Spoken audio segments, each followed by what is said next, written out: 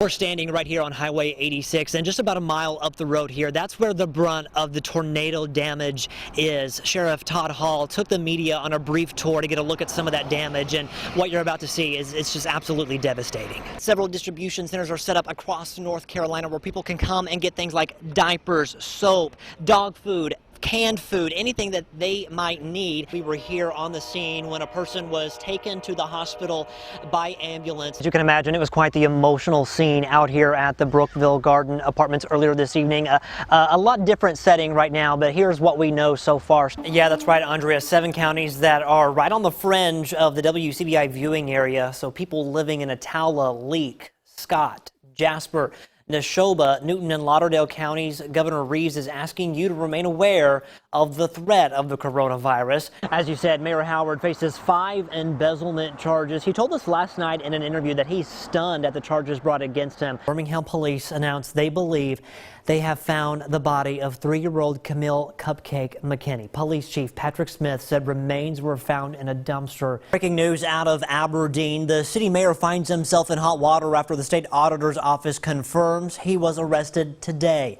Our Quentin Smith joins us live from outside the Monroe County Jail. Quentin, do we know what charges loom over the mayor? Several agencies are investigating a possible homicide in Oktibbeha County. Thank you for joining us tonight at 6. Investigators say 60-year-old Joyce Bostick was found dead inside a mobile home on Sykes Road yesterday. Clay County investigators continue to investigate a weekend shooting that left 3 injured and 1 person facing charges. 48-year-old Gene Sparks is charged with 3 counts of aggravated assault. The Mississippi State Penitentiary at Parchman, Governor Bryant says houses 3,500 inmates. Many of those, he says, are behind bars for violent offenses.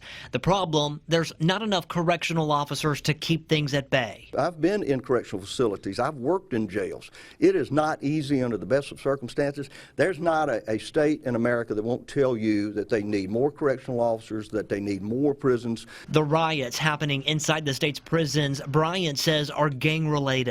He points out that gangs have been a threat and continue to be a threat on the streets and behind bars. The inmates are the ones that take each other's lives. The inmates are the one that fashion weapons out of metal. The inmates are the one that do the damage to the very rooms that they are living in there. In the capital city alone in 2019, there were nearly 80 murders that Governor Bryant says were drug or gang related. Gangs are a real threat. Not only do we need more support within the Department of Corrections, but law enforcement needs all our support to be able to stop the gang activity that's going on each and every day on the Capitol streets and in our prisons. Bryant says changes must happen in the prison system. He says it starts with criminal justice reform and getting nonviolent offenders out. Governor-elect Tate Reeves agrees and says there's a lot of work to do. We've got a lot of challenges in the department. We've got a lot of work to do in that department. I'm committed to make sure that we get those things done to ensure both the safety of those within the prison system, but also to ensure public safety of all Mississippians. The escalating crime problem continues, and we're managing it, I think, as well as we can under the current circumstances. We're standing right here on Highway 86, and just about a mile up the road here, that's where the brunt of the tornado damage is. Sheriff Todd Hall took the media on a brief tour to get a look at some of that damage, and what you're about to see is it's just absolutely devastating. Chaos. That's how Larry Jones describes the moments after the twister. Houses missing, people missing. Jones immediately began to check on his neighbors. Tragically, not all of them survived the storm. Some were devastated and some was not alive. Pickens County Sheriff Todd Hall says the homes where the 3 people lost their lives were unrecognizable. I was out there and I saw the structure. I can't tell you. I don't know what kind of structure it started out as. You know, there was one foundation that was completely devastated, and then the other one also, you couldn't tell what it started out as. What were once homes in the small community of Settlement are now rubble. The damage and lives lost, Sheriff Hall says, will leave a hole in the heart of Pickens County. Anytime you have a loss of life, it's a very devastating thing for all people you know, across our whole community. And like I said, this community here was very vital to Pickens County, and it's going to be a huge loss. Dozens of volunteers spent Saturday trying to find what could be saved, but the help will be needed in the days to come. Today, everybody's going to be out reaching out and doing everything they can, but tomorrow is going to be a different day. And these people are going to need long-term care and long-term resources. So we're reaching out to some of the resources at this time. Jones is thankful his family is safe. However, it's a day that now leaves a lasting mark. Scared. Scared.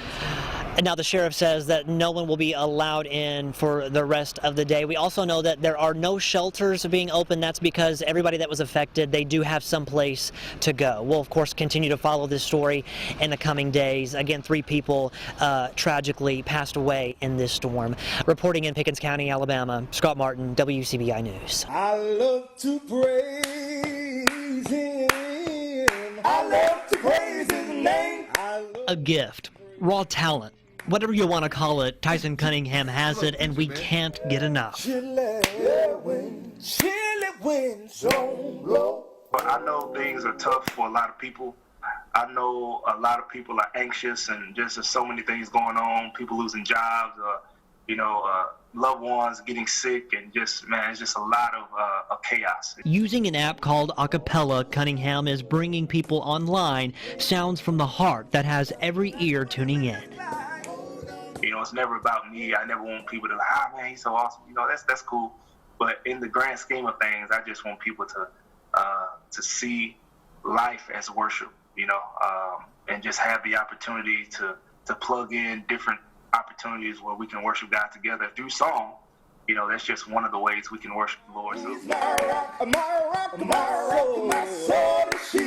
Cunningham is a worship leader at Crosspoint Church. He's using the gift of his voice that he hopes reaches deeper than just noise. Man, it's such an amazing thing. We can use our gifts, use our talents, use our abilities to shed light, shed positivity, shed hope, and just try to make the most of what God has put in each one of us. From the melody to the harmony, Cunningham hopes every note helps soothe our souls. I hope that people would get just a glimpse of just a positive reminder that, you know, there is light at the end of the tunnel.